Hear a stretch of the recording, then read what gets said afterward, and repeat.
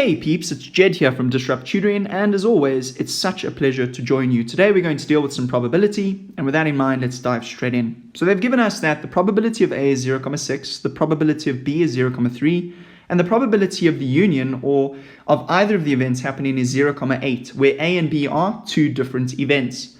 They've asked us the very simple question, are the events A and B mutually exclusive? Justify your answer with appropriate calculations and or a diagram. So I'm going to take the formula approach here, and we've got a really nifty formula to calculate this. So we can say that the probability of A union B, which is the OR, is equal to the probability of A plus the probability of B minus the probability of the intersection.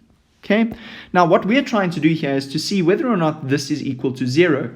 If it is equal to 0, then we know that they are mutually exclusive because they cannot happen at the same time. If it is not 0, then we know it's not mutually exclusive, and therefore the events can happen at the same time. So let's plug in the values we know. The union is the OR, so that's going to be 0,8. Probability of A is 0,6, and the probability of B is 0,3, minus the probability of our intersection. Okay, so in order to calculate the intersection, it's the only unknown left, we're going to solve for it. Like it was an x, we're going to solve for that. Right, to do that, we need to get rid of the 0,6 plus 0,3, which is 0,9. In order to do that, we're going to subtract 0,9 from that side, and we're going to be left with 0,1 on that side, because we have to do the same thing to both sides.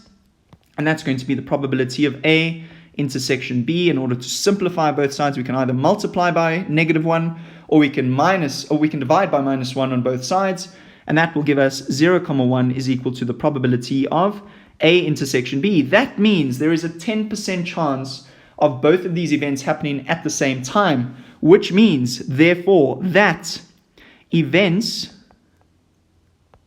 A and B are not mutually exclusive.